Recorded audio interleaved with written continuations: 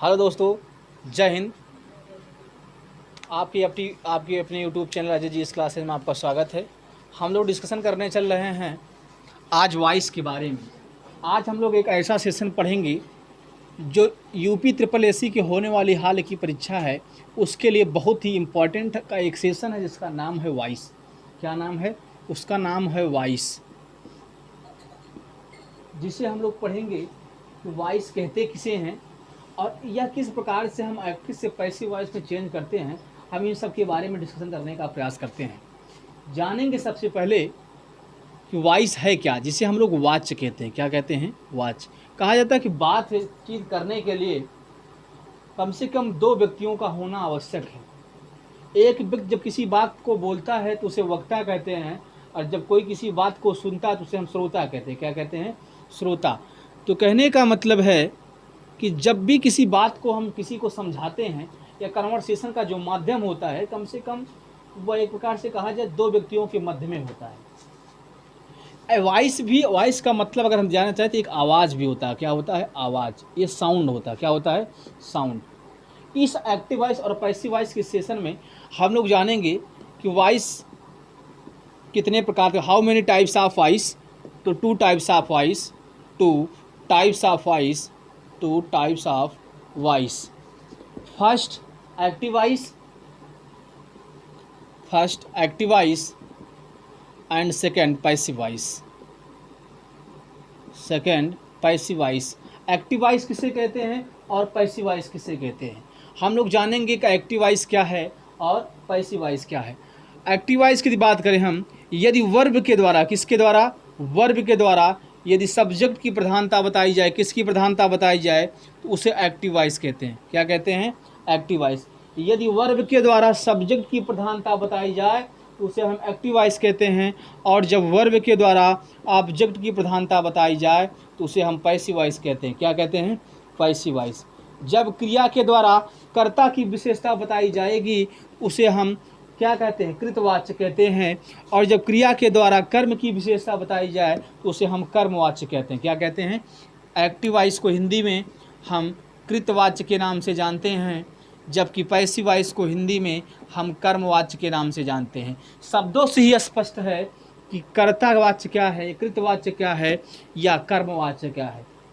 हमने आपको बताया जब वर्ब के द्वारा सब्जेक्ट की प्रधानता बताई जाए, विशेषता बताई जाए, तो उसे एक्टिव वॉइस कहते हैं, और जब वर्ब के द्वारा ऑब्जेक्ट की प्रधानता बताई जाए तो उसे पैसिव वॉइस कहते हैं। दोस्तों, ये हम लोग सीखेंगे कि एक्टिव से पैसिव वॉइस बनाने के नियम क्या होते हैं, किस प्रकार से हम एक्टिव को पैसिव में बनाते हैं या पैसिव से एक्टिव में बनाया जाता है। उसके लिए कुछ विशेष रूल हैं। अगर उस रूल को हम जानेंगे तभी हम एक्टिव से पैसिव वॉइस को सॉल्व कर पाएंगे। वह रूल कौन कौन से है, जैसे उसको देखने का हम लोग प्रयास करेंगे कौन कौन सा रूल है। सबसे पहले हम लोग जानेंगे एग्जाम्पल के माध्यम से एक्टिव वॉइस पैसिव वॉइस है क्या। एक्टिव वॉइस पैसिव वॉइस है क्या। जैसे एक छोटा सा सेंटेंस हम लिखें आप लोग सामने।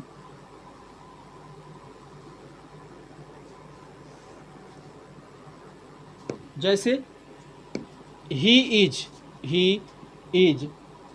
Reading the book, he is reading the book, he is reading the book.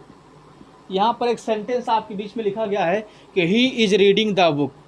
हमने आपको पहले सेशन में पढ़ा चुका, पहले वाली वीडियो जो बन चुकी है हमारी, उसमें हम लोग नेक्स्ट सेशन में पढ़ चुके हैं कि सब्जेक्ट क्या होता है, कि जिसके द्वारा कोई कार्य किया जाता है। तो ये हमारा सब्जेक्ट हो गया, ये हमारा क्या हो गया? हेल्पिंग वर्ब हो गया, यह हमारा क्या हो गया? रीडिंग मेन वर्ब हो गया, और यहाँ पर द बुक क्या लिखा गया है? ऑब्जेक्ट है। क्या है? ऑब्जेक्ट। तो हम लोगों ने देखा subject, helping verb, main verb और ऑब्जेक्ट, यह एक्टिव वॉइस है। क्या है? Active voice. वर्ब के द्वारा यहाँ पर सब्जेक्ट की प्रधानता बताई जा रही, अर्थात लिखा गया ये सेंटेंस यहाँ पर क्या है? एक्टिव वॉइस है। इसी को जब हम पैसिव वॉइस में चेंज करते हैं तो सबसे पहला काम होता है एक्टिव से पैसिव वॉइस में बदलने के लिए, ऑब्जेक्ट को सब्जेक्ट के स्थान पे और सब्जेक्ट को ऑब्जेक्ट के स्थान पे लिखते हैं। तो यहाँ पर ऑब्जेक्ट क्या है दोस्तों? यहाँ पर ऑब्जेक्ट है द बुक। क्या है? The book. उसके बाद वर्ब का हम कंफर्म करते हैं कि वर्ब का परिवर्तन कैसे होता है। तो होगा यहाँ पर, अगर कहीं पर किसी भी सेंटेंस में इज, एम, आर लिखा गया हो तो उसका पैसिव वॉइस बनते समय is being, I am being और आर बिंग लिखते हैं। क्या लिखते हैं? यहाँ पर द बुक के साथ क्या लिखें? इज की, आई एम की, आर, क्या होगा? इज होगा, क्या होगा, द बुक इज बीइंग। यहाँ पर देखिए बीइंग क्यों जोड़ा गया, क्योंकि इज एम आ रहेगा तो उसका कॉन्टिन्यूस में, प्रेजेंट कॉन्टिन्यूस में जाएगा, तो is being, am being, are being हो जाएगा। हमेशा एक्टिव से पैसिव वॉइस बदलते समय मेन वर्ब की थर्ड फॉर्म का प्रयोग किया जाता है। तो रीडिंग यहाँ पर लिखा है, रीडिंग का थर्ड फॉर्म क्या होगा, रेड। जब कोई व्यक्ति एक स्थान से दूसरे स्थान पर पलायन करता है तो वह बाई ट्रेन, बाई बस या बाई फुट या किसी के माध्यम के द्वारा एक स्थान से दूसरे स्थान पर जाता है, उसी प्रकार से यह सब्जेक्ट जो है ऑब्जेक्ट का स्थान ले रहा है और ऑब्जेक्ट सब्जेक्ट का स्थान ले रहा है। इसलिए यहाँ पर हम बाई नामक एक प्रीपोजिशन का यूज करेंगे, लिखेंगे क्या, ही का ऑब्जेक्टिव केस हिम। तो हमने देखा यहाँ वर्ब के द्वारा सब्जेक्ट की प्रधानता बताई जाएगी, एक्टिव वॉइस, और यहाँ वर्ब के द्वारा ऑब्जेक्ट की प्रधानता बताई गई, तो ये पैसिव वॉइस है। हमने देखा कि जब क्रिया के द्वारा सब्जेक्ट की प्रधानता बताई जाए तो उसे एक्टिव वॉइस कहते हैं, और जब वर्ब के द्वारा ऑब्जेक्ट की प्रधानता बताई जाए तो उसे पैसिव वॉइस कहते हैं। यहाँ पर सेंटेंस को जब एक्टिव से पैसिव वॉइस बनाएं तो हमने देखा कितने प्रकार से परिवर्तन हुआ। तो यहाँ पर लगभग 4 प्रकार से एक्टिव से पैसिव वॉइस बनाते समय 4 प्रकार के परिवर्तन किए गए। पहला परिवर्तन किया गया change into pronoun, change into pronoun, change into, पहला क्या हुआ, change into pronoun, change into pronoun, change into pronoun. दूसरा हुआ change into tense, change into tense. तीसरा हुआ change into verb, change into verb. चौथा हुआ चेंज इनटू प्रीपोजिशन, क्या हुआ, चेंज इनटू प्रीपोजिशन। एक्टिव से पैसिव वॉइस बनाते समय निम्नलिखित परिवर्तन हुआ। पहला हुआ चेंज इनटू प्रोनाउन, दूसरा चेंज इनटू टेंस, तीसरा change into verb, change into verb, और चौथा change into preposition, change into preposition, preposition. ये 4 प्रकार से जब एक्टिव से पैसिव वॉइस बनते हैं, हमें 4 बातों को ध्यान में रखना है। कभी भी आपका एक्टिव से पैसिव वॉइस बनाते समय कोई गलती नहीं होगा। बड़े से बड़े सेंटेंस को यदि 4 रूल के अकॉर्डिंग हम लोग सॉल्व करेंगे तो कोई भी गलती उसमें नहीं होगी। पहला है चेंज इनटू प्रोनाउन, दूसरा है चेंज इनटू टेंस, तीसरा है change into preposition, change into verb. अर्थात 4 रूल हैं एक्टिव से पैसिव वॉइस के बनाने के। उन सब के बारे में हम लोग पढ़ेंगे कि पहला है चेंज इनटू वर्ब, वर्ब का वैसे परिवर्तन होता, प्रोनाउन का कैसे चेंज इनटू प्रोनाउन, कैसे एक्टिव का प्रोनाउन पैसिव में क्या बन जाता है, पहला ये पढ़ेंगे। उसके बाद चेंज इनटू टेंस पढ़ेंगे, उसके बाद चेंज इनटू वर्ब पढ़ेंगे, उसके बाद चेंज इनटू प्रीपोजिशन पढ़ेंगे। तो हम लोगों ने सेंटेंस को पढ़ चुका है। सेंटेंस कितने प्रकार के होते हैं उन सब के बारे में हम लोग पढ़े हैं पिछले लेक्चर में। आइए हम एक एक करके सीखते हैं कि कैसे एक्टिव से पैसिव वॉइस बनाने के नियम कौन कौन से हैं। इन 4 नियमों का पहला नियम है चेंज इनटू प्रोनाउन। क्या है, चेंज इनटू प्रोनाउन। इस चेंज इनटू प्रोनाउन हम लोग पढ़ेंगे।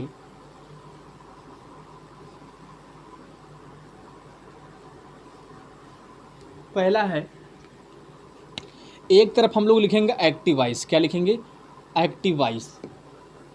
एक तरफ लिखेंगे एक्टिव वॉइस और दूसरी तरफ लिखेंगे पैसिव वॉइस। क्या लिखेंगे, पैसिव वॉइस। एक तरफ एक्टिव वॉइस, दूसरी तरफ पैसिव वॉइस। यदि कहीं पर हमें परिवर्तन करना हुआ, मान लीजिए एक्टिव वॉइस का सब्जेक्ट आई है, क्या है, आई, उसका जब पैसिव वॉइस का ऑब्जेक्ट बनेगा तो ये मी बनेगा। क्या बनेगा, मी। अगर है वी है, वी का ऑब्जेक्टिव केस क्या होता है, अस। क्या होता है, अस। यू का ऑब्जेक्टिव केस यू होता है। क्या होता है, यू का यू ही होता है। ही का ऑब्जेक्टिव केस क्या होता है, ही का ऑब्जेक्टिव केस हिम होता है। सी का ऑब्जेक्टिव केस क्या होता है, सी का ऑब्जेक्टिव केस हर होता है। और उसके बाद अगर हम बात करें, ही हो गया। दे का क्या होता है, दे का देम होता है। उसके बाद होता है इट का इट होता है। यदि किसी व्यक्ति का नाम आ जाए, राम जैसे है, तो राम का ऑब्जेक्टिव केस क्या होगा? राम ही होगा। तो पहला हम लोगों ने रूल पढ़ा चेंज इनटू प्रोनाउन, कैसे हम एक्टिव से पैसिव में परिवर्तन करते हैं। यदि किसी भी एक्टिव वॉइस का सेंटेंस का सब्जेक्ट यदि आई है, उसका जब पैसिव वॉइस बनता है वो ऑब्जेक्टिव फॉर्म में जाता है, क्योंकि चेंज इनटू क्या होता है? ऑब्जेक्ट, अर्थात सब्जेक्ट ऑब्जेक्ट के स्थान पर और ऑब्जेक्ट सब्जेक्ट के स्थान पर जाता है। तो जब ये सब्जेक्ट ऑब्जेक्ट का स्थान लेगा तो ऑब्जेक्टिव फॉर्म में होगा। तो आई का ऑब्जेक्टिव फॉर्म मी होता है, वी का ऑब्जेक्टिव फॉर्म अस होता है, यू का ऑब्जेक्टिव फॉर्म यू ही होता है, ही का ऑब्जेक्टिव फॉर्म हिम होता है, सी का ऑब्जेक्टिव फॉर्म हर होता है, दे का ऑब्जेक्टिव फॉर्म देम होता है, इट का ऑब्जेक्टिव फॉर्म इट होता है और राम का ऑब्जेक्टिव फॉर्म राम होता है। इस प्रकार से हम लोग कन्वर्ट किए। अभी जो हम सेंटेंस लिखे थे वहाँ पर he is reading the book, वहाँ पर हमने देखा ही का जब ऑब्जेक्टिव फॉर्म यूज किया गया वहाँ पर हिम का प्रयोग किया गया था। किसका? हिम का। इसी के अकॉर्डिंग अगर एक्टिव वॉइस में ही लिखा गया उसका ऑब्जेक्ट फॉर्म लिखना है, डायरेक्ट आप हिम लिखेंगे। क्या होगा? I, me, we, us, you, he, him, she, her, they, them, it और राम राम, या किसी का नाम है तो नाम लिखेंगे। उसके बाद हम पहला पढ़े चेंज इनटू टेंस, दूसरा हम लोग पढ़ेंगे चेंज इनटू टेंस। टेंस के बारे में जानेंगे कि कैसे टेंस का परिवर्तन होता है। इधर टेंस के परिवर्तन के बारे में हम लोग को पढ़ना हुआ तो कैसे पढ़ेंगे, कैसे एक्टिव वॉइस का टेंस पैसिव वॉइस में किस प्रकार से बदलता है, उन सब के बारे में हम लोग जानेंगे। कितने ऐसे कौन कौन से टेंस हैं जिनका एक्टिव से पैसिव वॉइस बनता है, उन सब के बारे में हम लोग पढ़ने की कोशिश करते हैं।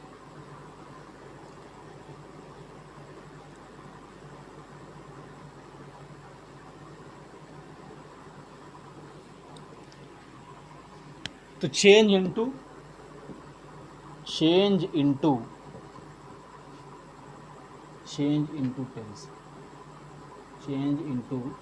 टेंस। यहाँ पर हम लोग लिखेंगे एक्टिव वॉइस और यहाँ पर हम लोग लिखेंगे पैसिव वॉइस। एक्टिव वॉइस और पैसिव वॉइस।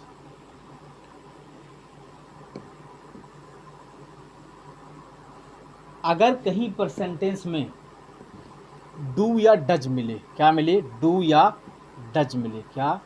डू या डज, या यस या यस मिले। क्या मिले? यस या यस। उसका जब भी पैसिव वॉइस बनेगा वह इज एम आर में बनेगा। इसमें इज एम आर में बनेगा। और हमेशा पैसिव वॉइस में वर्ब की थर्ड फॉर्म यूज होती है। कौन सी फॉर्म? Third form. अगर कहीं पर इज मिले या एम मिले या आर मिले, क्या मिले? इज मिले, एम मिले या आर मिले, उसका पैसिव वॉइस बनेगा इज, एम, आर, साथ में उसके साथ विंग जोड़ेंगे और इसमें भी वर्ब की थर्ड फॉर्म का प्रयोग करते हैं। यदि एक्टिव वॉइस में हैज और हैव में हो, हैज या हैव में हो, इसका passive voice has, have plus been और इसमें भी मेन वर्ब की थर्ड फॉर्म का प्रयोग करते हैं। उसके बाद हैज बीन, हैव बीन का बनता नहीं है। उसके बाद बनता है डिड का। यदि डिड है या वर्ब की सेकंड फॉर्म है, इसका हमेशा वाज या वर में बनता है। किसमें? वाज या वर में बनता है।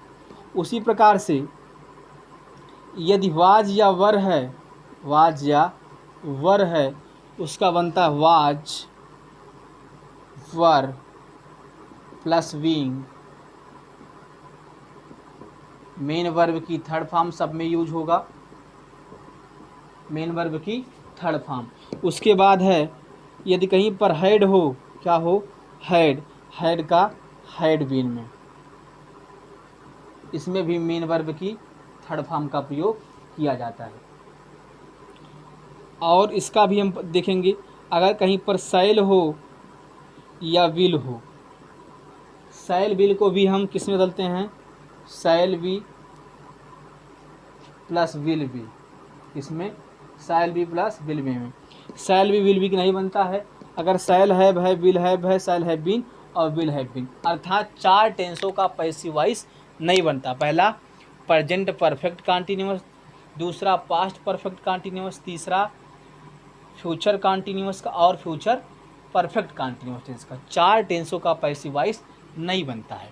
तो हम लोगों ने देखा यदि कहीं पर डू या डज लिखा हो, उसका जब भी पैसिव वॉइस में टेंस में परिवर्तन होगा तो is, am, are plus main verb की थर्ड फॉर्म का प्रयोग।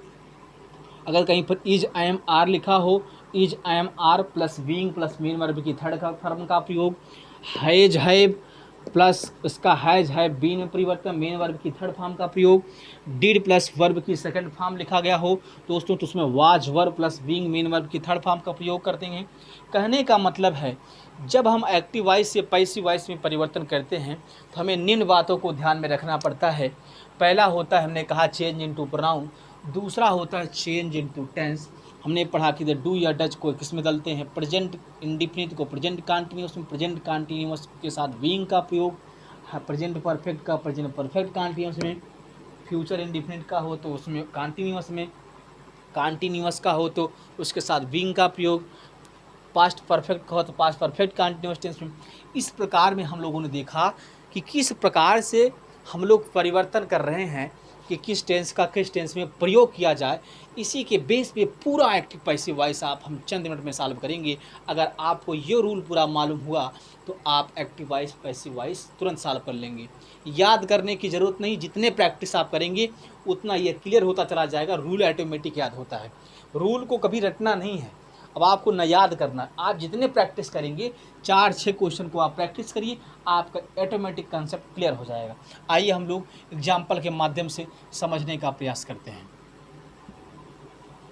जैसे एक्टिव से पैसिव वॉइस में बनाना हुआ तो कैसे हम बनाएंगे, ये रूल आपको रटना पड़ेगा। बिना इसके आप एक्टिव से पैसिव वॉइस में परिवर्तन नहीं कर सकते हैं। आइए हम 2-3 एग्जाम्पल के माध्यम से समझने का प्रयास करते हैं कैसे एक्टिव से पैसिव वॉइस का हम लोग परिवर्तन करते हैं। जैसे एग्जाम्पल लिखें,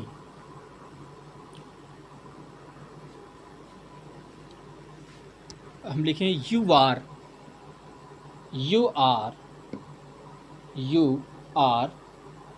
eating the food, you are eating the food, you are eating the food.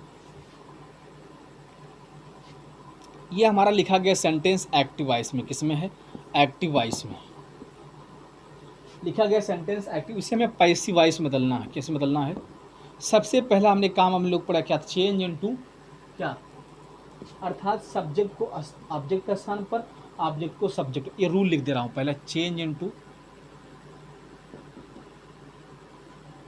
या ऐसे सब्जेक्ट को ऑब्जेक्ट का स्थान पर और ऑब्जेक्ट को सब्जेक्ट का स्थान पर।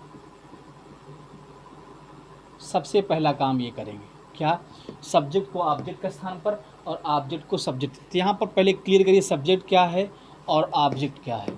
तो सब्जेक्ट यहाँ पर यू है और ऑब्जेक्ट यहाँ पर द फूड है। आप डायरेक्ट देखिए, अगर यू लिखा गया है तो ये हमारा सब्जेक्ट है, यहाँ पर द फूड लिखा गया हमारा ऑब्जेक्ट है ना। कौन खाना खा रहा, तुम, जिसके द्वारा खाने को खाया जा रहा है वही करता क्या होता है, जिसके द्वारा किसी कार्य को किया जाता है वही करता होता है। तो यहाँ पर सब ऑब्जेक्ट क्लियर हो गया, क्या होगा, द फूड, क्या हो गया, द फूड, क्लियर। उसके बाद हम लोगों ने पढ़ा चेंज इनटू टेंस, क्या, चेंज इनटू टेंस, टेंस में परिवर्तन करेंगे। जब टेंस में परिवर्तन करेंगे देखेंगे कौन सा टेंस है, यहाँ पर टेंस आर है। अभी हम लोगों ने पढ़ा कि कहीं पर इज, एम, आर हो उसका पैसिव वॉइस बना हो तो is being, am being, are being. Number को देख करके सिंगुलर नंबर के साथ आर, प्लूरल के साथ सिंगुलर के साथ इज, प्लूरल के साथ आर का प्रयोग। यहाँ पर द फूड सिंगुलर है, इसके साथ इज है तो इज का प्रयोग किसका हो जाएगा, विंग का प्रयोग। उसके बाद वर्ब का परिवर्तन, मेन वर्ब हमेशा थर्ड फॉर्म, ईट का थर्ड फॉर्म क्या होता है, ईटन। उसके बाद में कहा जब कोई व्यक्ति एक स्थान से दूसरे स्थान को जाता है तो किसका प्रयोग करते हैं, हम लोग प्रीपोजिशन का प्रयोग करते हैं। तो किसका प्रयोग करेंगे यहाँ पर, बाई। देखिए यू का ऑब्जेक्टिव केस क्या होता है, यू का ऑब्जेक्टिव केस यू ही होता है, क्या होता है, यू। एक तो तरीका ये था सॉल्व करने का। दूसरा तरीका क्या है, बहुत सारी बात ऐसे होती हैं लोग अर्थ निकालने लगते हैं। अब आपको अर्थ नहीं निकालना है। अगर आपको अंग्रेजी आती भी ना हो, जो हम आगे ट्रिक बताने चल रहे हैं, जो आके हम आपको ऑप्शन से क्वेश्चन को सॉल्व करने का तरीका बताने चल रहे हैं, वो बहुत ही सिंपल तरीका है। आइए हम लोग एक ऐसे सेंटेंस को समझते हैं जिसको अंग्रेजी नहीं भी आती है, रूल भी उसको नहीं आता है, फिर भी हम लोग किस प्रकार से ऐसे एक्टिव से पैसिव वॉइस सेंटेंस को हम सॉल्व कर सकते हैं। जैसे पहले मान लीजिए एक्टिव से पैसिव वॉइस हम लोग है, ये हम लोगों का एक क्वेश्चन दिया गया है। अगर कहा जाए इसका आपको पैसिव वॉइस क्या करना है, बनाना है। क्या बनाना है? ऑप्शन ए लिख दिया गया है आपके सामने, द फूड इज बीइंग। दूसरा ऑप्शन लिखा जाए the food is being, the food is eaten, the food is eaten by you. तीसरा ऑप्शन लिखा जाए the food was eaten by you. चौथा ऑप्शन लिखा जाए द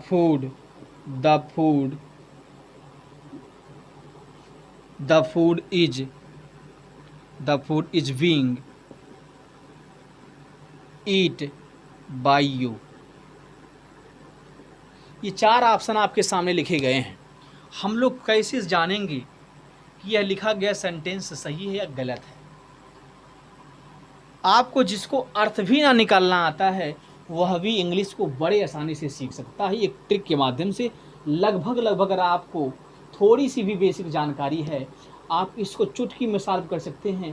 क्योंकि इंग्लिश एक ऐसा सब्जेक्ट है जो कंपटीशन में आपके समय को बचाता है।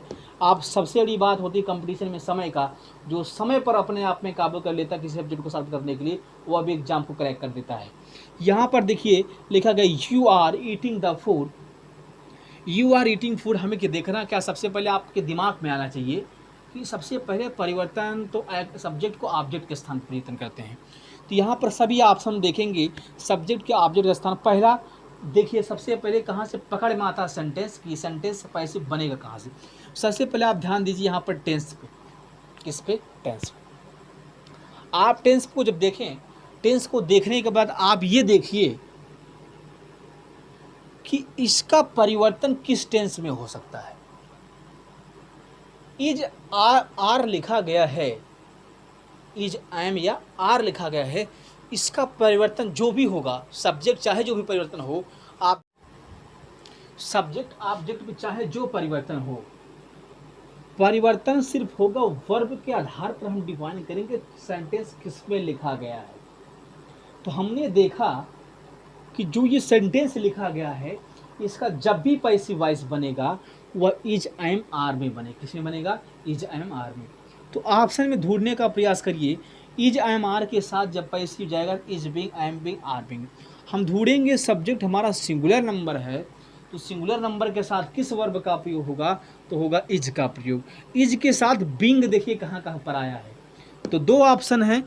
पहले ऑप्शन में the food is being eaten by, ये भी है द फूड इज ईटन, ये तो गलत हो गया तुरंत। द फूड वाज ईटन, ये भी गलत हो गया। तीसरा है द फूड इज बीइंग, यहाँ भी देखिए 2 सेंटेंस, ए ऑप्शन और डी ऑप्शन ऐसा है जहाँ पर इज बीइंग दोनों आए। और वहाँ पर ढूंढिए उसके बाद मेन वर्ब की थर्ड फॉर्म का प्रयोग, the food is eaten, the food is eat. देखिए चौथा ऑप्शन गलत, क्योंकि यहाँ पर वर्ब की किसका फॉर्म यूज किया गया? से फर्स्ट फॉर्म का, इसलिए पहला वाला ऑप्शन क्या हो गया? सही। तो हम लोग ऐसे भी देखेंगे कि यदि वर्ब के थर्ड फॉर्म का प्रयोग टेंस के आधार पर हम डायरेक्ट पकड़ लेंगे ऑप्शन में, डायरेक्ट कैसे क्वेश्चन को ऑप्शन से आधार पर सॉल्व किया जाता है, तो हम टेंस के आधार पर सीखेंगे कि क्वेश्चन को जैसे कैसे सॉल्व कर लिया गया है ना। तो आज के लिए बस इतना ही। Thank you all of you.